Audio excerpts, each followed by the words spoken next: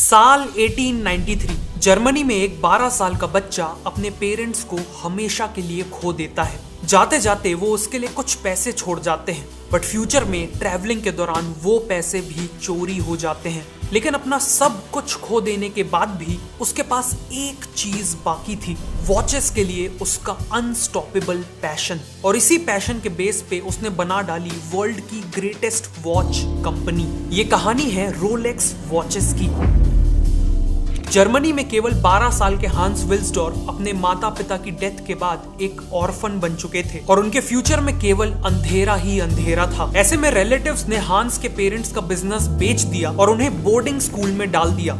School के दौरान उनकी एक स्विट्जरलैंड के लड़के से दोस्ती हुई, जिसने उन्हें स्विट्जरलैंड की वॉच मेकिंग इंडस्ट्री के बारे में बहुत कुछ बताया। और ये सब जान के हांस के अंदर से आवाज आई कि उनका फ्यूचर इसी इंडस्ट्री में है। इसीलिए 1900 में केवल 19 साल की एज में वो जर्मनी छोड़ के स्विट्जरलैंड की ओर निकल पड़े।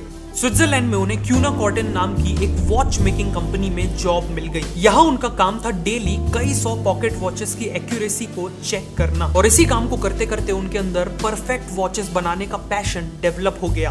1903 में उन्होंने लंदन जाके सेटल होने का डिसीजन लिया, लेकिन इसी जर्नी में उनके साथ एक बहुत बड़ा हादसा हो गया। उनके पेरेंट्स से मिले हुए पूरे 33,000 जर्मन गोल्ड मार्क्स चोरी हो गए। ये उनके लिए एक बहुत बड़ा सेटबैक था, लेकिन उनके पास आगे बढ़ते रहने के अलावा और कोई ऑप्शन नहीं था। लंदन पहुंच के उन्होंने एक दूसरी वॉच मेकिंग कंपनी में सेल्स एंड मार्केटिंग की जॉब ले ली और अगले 2 सालों में उन्होंने वॉच मेकिंग इंडस्ट्री में मैन्युफैक्चरिंग, सेल्स और सबसे इंपॉर्टेंट कंज्यूमर बिहेवियर के बारे में बहुत कुछ सीखा। उन्हें रियलाइज हुआ कि सभी वॉच मेकिंग कंपनीज अपनी वॉचेस को कुछ ज्यादा ही फैंसी और डेकोरेटिव बनाने पे फोकस कर रही हैं, जबकि कस्टमर्स को सिंपल, एक्यूरेट, ड्यूरेबल और एलिगेंट वॉचेस चाहिए थी। और इसी सिचुएशन को बदलने के लिए केवल 24 साल की उम्र में उन्होंने अपना खुद का वॉच मेकिंग बिजनेस स्टार्ट करने का फैसला किया। लेकिन एक प्रॉब्लम थी, बिजनेस स्टार्ट करने के लिए हांस के पास सफिशिएंट कैपिटल नहीं था। इसीलिए उन्होंने अपने ब्रदर इन लॉ को कैपिटल के बदले अपना बिजनेस पार्टनर बना लिया और इसी तरह 1905 में एस्टैब्लिश हुई विल्सडॉर्फ एंड डेविस फर्म। सबसे पहले उन्होंने देखा कि ट्रैवलर्स को एक वॉच कैरी करने की बहुत जरूरत होती है, ताकि वो टाइम पे ट्रेन्स या बसेस पकड़ सके और अपनी डेस्टिनेशन तक टाइम पे पहुंच सके। इसीलिए उन्होंने स्पेसिफिकली ट्रैवलर्स के लिए पॉकेट वॉच बनाने का फैसला किया। उन्होंने नॉर्मल वॉचेस के कंपैरिजन में इस वॉच का साइज छोटा रखा, ताकि ट्रैवलर्स इसे इजिली कैरी कर सके। और साथ में इसका पाउच हाई क्वालिटी लेदर से बनाया, ताकि प्रीमियम दिखने के साथ साथ ट्रैवलिंग के दौरान ये टूटे नहीं। उन्होंने इस वॉच का नाम रखा पोर्टफोलियो पॉकेट वॉच और कंपनी के फर्स्ट प्रोडक्ट के हिसाब से ये काफी सक्सेसफुल हुई। इवन दो हांस ने कंपनी की शुरुआत एक पॉकेट वॉच बनाने से की थी, लेकिन वो हमेशा के लिए पॉकेट वॉचेस नहीं बनाना चाहते थे। उनका प्रेडिक्शन था कि फ्यूचर में रिस्ट वॉचेस पॉकेट वॉचेस को कंप्लीटली रिप्लेस कर देंगी। इसीलिए हांस ने अब अपना पूरा focus world class wrist watches बनाने में डाल दिया। बट प्रॉब्लम ये थी कि उस समय के कस्टमर्स रिस्ट वॉचेस को एक्सेप्ट करने के लिए तैयार नहीं थे। उनका परसेप्शन था कि रिस्ट वॉचेस केवल फीमेल्स पहना करती हैं, लेकिन हांस कस्टमर के इसी परसेप्शन को बदलना चाहते थे। 1906 में हांस ने देखा कि ब्रिटेन में दोनों मेल्स और फीमेल्स ब्रेसलेट्स पहनना बहुत पसंद करते थे और यहाँ उन्होंने एक बहुत बड़ी अपॉर्चुनिटी को स्पॉट किया। उन्होंने मार्केट में सिल्वर और गोल्ड रिस्ट वॉचेस लॉन्च की, जिनकी स्ट्रैप्स लेदर की नहीं बल्कि गोल्ड और सिल्वर की थी, जो बिल्कुल ब्रेसलेट्स जैसे दिखते थे। साथ ही साथ उन्होंने इन वॉचेस को रिस्ट वॉचेस नहीं कहा, बल्कि उन्हें ब्रेसलेट वॉचेस की तरह ब्रांड किया और इसी स्ट्रेटजी के चलते पूरे ब्रिटेन में उनकी वॉचेस पॉपुलर हो गई। इसी दौरान हांस ने देखा कि मार्केट में सभी वॉचेस के ऊपर उन्हें बनाने वाले का ही नाम लिखा होता था, लेकिन अब हांस चाहते थे कि उनकी वॉचेस का खुद का एक नाम हो, एक ऐसा नाम जो इतना शॉर्ट हो कि वॉच फेस पे नीटली फिट हो जाए और किसी भी लैंग्वेज में इजिली प्रोनाउंस किया जा सके। उन्होंने अलग अलग अल्फाबेट्स को कंबाइन करके 100 से ज्यादा नाम बनाए और इसी तरह उनके दिमाग में एक प्लेजेंट साउंडिंग नाम आया। वो नाम था रोलेक्स। 1908 में उन्होंने इसे ट्रेडमार्क करवा लिया।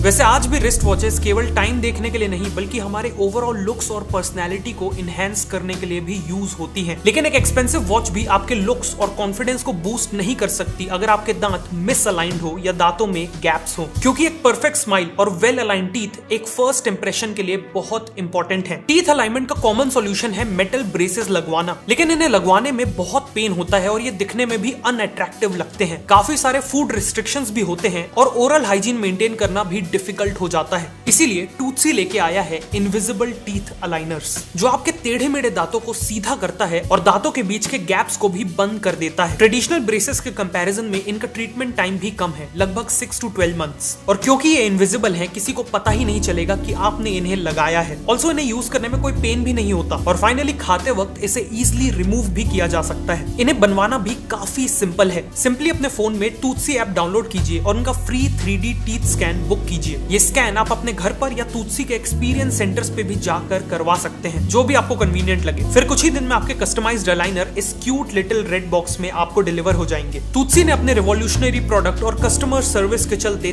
3 लाख से ज्यादा इंडियंस की स्माइल डिजाइन की है, तो रिजल्ट की तो गारंटी है। So click on the link in the description and download the Toothsi app to book your free 3D scan right now. Rolex watches की सेल्स तो काफी अच्छी थी, लेकिन उनकी एक्यूरेसी की प्रॉब्लम अभी भी पूरी तरह सॉल्व नहीं हुई थी। एक्चुअली रिस्ट वॉचेस के मूवमेंट्स काफी छोटे होते थे, जिस कारण कोई भी एक परफेक्टली एक्यूरेट मूवमेंट बनाने में सक्सीड नहीं हुआ था। 1910 तक हांस अपनी वॉचेस के मूवमेंट्स को स्विट्जरलैंड से इंपोर्ट करते थे, लेकिन अब हांस ने अपना खुद का मूवमेंट बनाने का ठान लिया। उन्होंने अपने आप को हॉरोलॉजी की पढ़ाई में डुबा दिया, पूरी दुनिया के एक्सपर्ट वॉचमेकर्स के साथ मीटिंग्स की और खुद को मूवमेंट्स का एक्सपर्ट बना लिया और फिर डेवलप किया अपना पहला wrist watch movement 15 line calibre 200। उन्होंने इसे स्विट्जरलैंड के ऑफिशियल क्रोनोमीटर टेस्टिंग इंस्टीट्यूट में सर्टिफिकेशन के लिए भेजा। वहां इस पे रिगरस टेस्ट हुए, जिसके बाद ये पूरे वर्ल्ड का पहला रिस्ट वॉच मूवमेंट बना जिसे क्रोनोमीटर सर्टिफिकेट मिला। बेसिकली हांस ने वर्ल्ड का सबसे एक्यूरेट रिस्ट वॉच मूवमेंट बना लिया था। इस इनोवेशन के चलते रोलेक्स की रेपुटेशन काफी बढ़ गई और अब उनकी वॉचेस केवल ब्रिटेन नहीं बल्कि बाकी यूरोपियन कंट्रीज में भी एक्सपोर्ट होने लगी। 1914 तक हांस ने ब्रिटेन में विल्सडॉर्फ एंड डेविस के मल्टीपल ऑफिसेस सेटअप कर लिए थे। 60 से ज्यादा एक्सेप्शनल लोगों की टीम भी तैयार कर ली थी और बिजनेस लगातार ग्रो हो रहा था। लेकिन फिर एक मेजर इवेंट ने उनकी ग्रोथ स्टोरी में ब्रेक लगा दिया, वर्ल्ड वॉर 1। वॉर का खर्च निकालने के लिए ब्रिटिश गवर्नमेंट ने वॉचेस पे 33% की एक्सपोर्ट ड्यूटी इम्पोज कर दी, जिस कारण रातों रात फॉरेन कॉम्पिटिटर्स के कंपैरिजन में रोलेक्स के प्राइसेस 33% से बढ़ गए और उनकी सेल्स क्रैश हो गई। इस क्राइसिस को सरवाइव करने के लिए हांस को अपनी पूरी कंपनी को ब्रिटेन से स्विट्जरलैंड शिफ्ट करना पड़ा। अभी तक तो रोलेक्स केवल उनकी वॉच ब्रांड का नाम था, लेकिन स्विट्जरलैंड आके उन्होंने अपनी कंपनी का नाम भी रोलेक्स वॉच को लिमिटेड कर दिया और अपने कई बिजनेस ऑपरेशंस को वापस जीरो से स्टार्ट किया। वॉर के चलते लग्जरी वॉचेस का मार्केट क्रैश हो चुका था, लेकिन तभी हांस ने एक बहुत इंटरेस्टिंग ट्रेंड ऑब्जर्व किया। सडनली वर्ल्ड वॉर 1 में लड़ने वाली आर्मीज की तरफ से रिस्ट वॉचेस की बहुत डिमांड आ रही थी। एक्चुअली वॉर के दौरान सभी सोल्जर्स को टाइम देखना बहुत जरूरी होता है, ताकि वो सभी अपने एक्शंस जैसे कब फायर करना है, कब आगे बढ़ना है वगैरह को प्रॉपरली कोऑर्डिनेट कर पाएं। ऐसे में टाइम देखने के लिए पॉकेट वॉचेस को यूज करना प्रैक्टिकल नहीं था, क्योंकि केवल टाइम देखने के लिए सोल्जर्स को अपनी राइफल नीचे रखनी पड़ती थी, कोट खोलना पड़ता था और फिर वॉच निकालनी पड़ती थी। इसीलिए आर्मीज रिस्ट वॉचेस पे शिफ्ट होने लगी, जिसमें टाइम देखना बहुत आसान था। इसे देखते हुए रोलेक्स ने सोल्जर्स के लिए अपनी ट्रेंच वॉचेस लॉन्च की। इन वॉचेस का ग्लास अनब्रेकेबल था और बॉडी काफी स्ट्रॉन्ग थी और इसमें लुमिनेसेंट रेडियम आवर हैंड दिया हुआ था, ताकि लो लाइट में भी सोल्जर्स टाइम देख सके। इन्हीं ट्रेंच वॉचेस ने रोलेक्स को वॉर के दौरान भी अच्छा बिजनेस करने में हेल्प किया। वर्ल्ड वॉर 1 के सोल्जर्स को लोग अपनी अपनी कंट्रीज में हीरो की तरह मानते थे और जब लोगों ने अपने हीरोज को रिस्ट वॉचेस पहने देखा तो वो भी तेजी से रिस्ट वॉचेस पे शिफ्ट होने लगे। और जैसा हांस ने सोचा था, रिस्ट वॉचेस ने पॉकेट वॉचेस को कंप्लीटली रिप्लेस कर दिया। लेकिन अभी भी रिस्ट वॉचेस में एक बहुत बड़ी प्रॉब्लम थी, इनकी एक्यूरेसी बिगड़ जाती थी अगर डस्ट या पानी इनके अंदर चले जाए। और हांस अब इसी प्रॉब्लम को सॉल्व करना चाहते थे। उन्होंने ठान लिया कि वो एक ऐसा वॉच केस बनाएंगे जो बेहद टाइट हो, इतना टाइट कि उसका मूवमेंट कभी भी डस्ट, हीट और सबसे इंपॉर्टेंट वाटर से डैमेज नहीं हो पाएगा। हांस ने देखा कि अभी तक सभी वॉचेस एक स्नैप ऑन मैकेनिज्म से बनाई जाती हैं, मतलब वॉच के कंपोनेंट्स को सिंपली एक दूसरे के ऊपर फिट करके असेंबल किया जाता है, उसी तरह जैसे एक टिफिन बॉक्स को असेंबल किया जाता है। लेकिन इसी कारण वॉच में छोटे छोटे गैप्स रह जाते हैं, जिससे डस्ट और पानी अंदर चला जाता है। इसीलिए रोलेक्स ने पहली बार स्क्रू ऑन मैकेनिज्म के साथ एक वॉच केस को डिजाइन किया, जिसमें वॉच कंपोनेंट्स में ग्रूव्स होते थे, जिस कारण ये आपस में फिट नहीं बल्कि टाइटली स्क्रू हो जाते थे। साथ में हर इंपॉर्टेंट पॉइंट्स पे रबर की रिंग्स होती थी ताकि बचे हुए गैप्स भी फिल हो जाए। फाइनली इस वॉच का वाइंडिंग क्राउन एक सबमरीन के हैच की तरह पूरी बॉडी को आपस में टाइटली सील कर देता था। ये वॉच बिल्कुल एक ऑयस्टर की तरह बिना किसी इंटरनल डैमेज के अनलिमिटेड समय तक पानी के अंदर रह सकती थी और इसीलिए इसका नाम पड़ा ऑयस्टर, द रोलेक्स ऑयस्टर।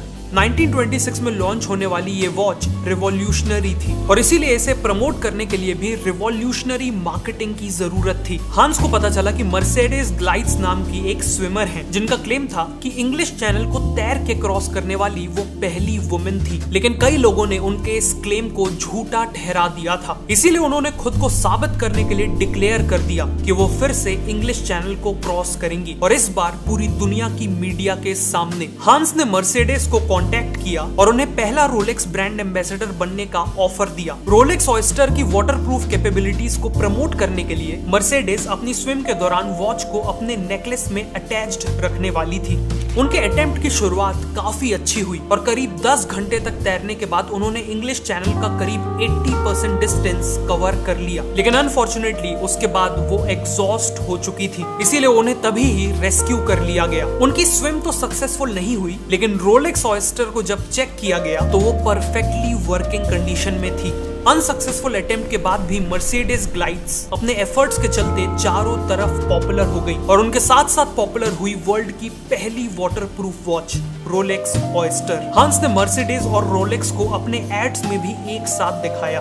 इसके अलावा हांस ने रोलेक्स के सभी रिटेलर्स के पास ऑयस्टर को एक फिश टैंक के अंदर रख कर डिस्प्ले किया, जिसमें रियल फिशेस भी होती थी। 1928 में उन्होंने मिस एवलिन ले नाम की टॉप ब्रिटिश एक्ट्रेस को as a brand ambassador hire किया। इनके एड्स में भी एवलिन ने रोलेक्स ऑयस्टर पहनी थी और उनका हाथ एक फिश टैंक के अंदर था। इतनी यूनिक मार्केटिंग स्ट्रेटजी के चलते रोलेक्स ऑयस्टर के वाटरप्रूफिंग फीचर्स काफी पॉपुलर हो गए और इसने रोलेक्स की सक्सेस को नेक्स्ट लेवल पे पहुंचा दिया।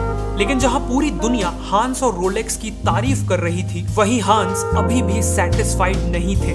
एक्चुअली उस समय की वॉचेस कंप्लीटली मैकेनिकल वॉचेस होती थी, मतलब इन्हें पावर किसी बैटरी से नहीं बल्कि एक मेन स्प्रिंग से मिलती थी। बेसिकली वॉच के क्राउन को घुमाकर इस मेन स्प्रिंग को टाइट करना पड़ता था। फुली टाइट होने के बाद ये स्प्रिंग स्लोली अनवाइंड होती थी और वॉच के कांटों को चलाती थी। सिंपली स्पीकिंग ये बिल्कुल एक चाबी वाले खिलौने की तरह काम करती थी। इन वॉचेस को हर 2 दिन में वाइंड करना पड़ता था और ऑयस्टर के केस में अगर वाइंडिंग के बाद क्राउन को अच्छे से टाइट ना किया जाए तो पानी अंदर जा सकता था। इसीलिए हांस का अगला गोल था एक फुली ऑटोमेटिक वॉच बनाना। हांस सालों तक इस प्रॉब्लम को सॉल्व करने में लगे रहे और फाइनली उन्होंने इन्वेंट किया परपेचुअल रोटर का। ये बेसिकली एक सेमी सर्कुलर रोटर था जो वॉच के अंदर पूरा 360 डिग्री तक घूम सकता था। ये रोटर मल्टीपल गियर्स के थ्रू मेन स्प्रिंग से कनेक्टेड होता था। डेली लाइफ में वॉच को पहनने वाला जब अपने हाथ या रिस्ट को मूव करता था तब ये रोटर घूमता था, फिर गियर्स के थ्रू ये एनर्जी ट्रांसफर होती थी और अल्टीमेटली मेन स्प्रिंग टाइट हो जाता था।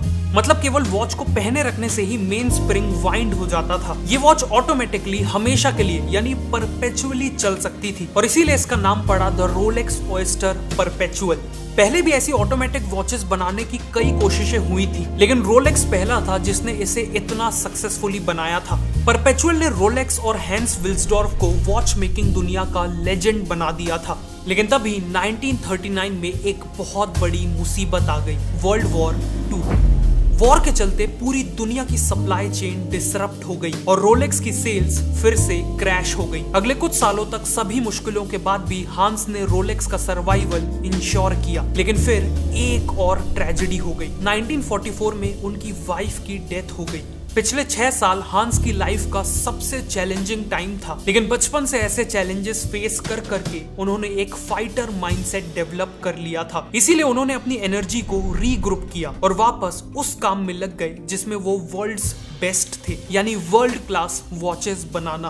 1945 में रोलेक्स ने अपनी 40th एनिवर्सरी पूरी की और इसी ओकेजन में उन्होंने लॉन्च की रोलेक्स डेटजस्ट, जो दुनिया की पहली ऑटोमेटिक वाटरप्रूफ वॉच थी जिसमें डेट भी दिखती थी। लेकिन एक प्रॉब्लम थी, कुछ लोगों ने कंप्लेन की थी कि डेट का डिस्प्ले बहुत छोटा होने के कारण उन्हें डेट देखने में प्रॉब्लम आती थी। हमेशा की तरह हांस इसका सॉल्यूशन निकालने में लग गए। कहा जाता है कि एक दिन उनकी वॉच के ऊपर पानी की एक बूंद गिरी, जिससे उन्हें डेट मैग्नीफाई होकर दिखने लगी। इसी से इंस्पिरेशन लेके उन्होंने डेट जस्ट वॉचेस के ऊपर 2.5x मैग्नीफाइंग ग्लास ऐड करवा दिया और ये प्रॉब्लम भी सॉल्व हो गई। 1960 तक रोलेक्स ने और भी कई रिवॉल्यूशनरी वॉचेस लॉन्च की, जैसे 1953 में रोलेक्स एक्सप्लोरर लॉन्च की, जो बेसिकली माउंटेनियर्स और एक्सप्लोरर्स के लिए बनाई गई स्ट्रॉन्ग और अनब्रेकेबल वॉच थी, ताकि उन्हें वॉच के डैमेज होने की चिंता ही ना करनी पड़े।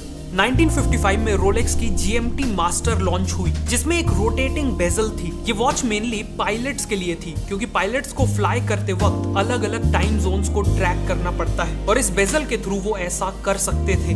और फाइनली 1960 में रोलेक्स की डीप सी स्पेशल नाम की एक एक्सपेरिमेंटल वॉच लॉन्च हुई, जिसे डीप सी के एक्सट्रीम वाटर प्रेशर को झेलने के लिए डिजाइन किया गया था। 1960 में इसे टेस्ट करने के लिए उस समय के डीपेस्ट नोन ओशियन पॉइंट, जो करीब 11,000 मीटर गहरा था, वहां ले जाया गया था और उतनी गहराई में भी ये बिल्कुल परफेक्टली काम कर रही थी। इसी के साथ रोलेक्स ने अपने आप को वॉचेस के किंग के तौर पे स्टैब्लिश कर लिया था। चाहे माउंट एवरेस्ट की ऊंचाई हो या समुद्र का सबसे गहरा पॉइंट, दुनिया की हर एक्सट्रीम कंडीशन से डील करने की कैपेबिलिटी केवल एक वॉच ब्रांड के पास थी और वो थी रोलेक्स।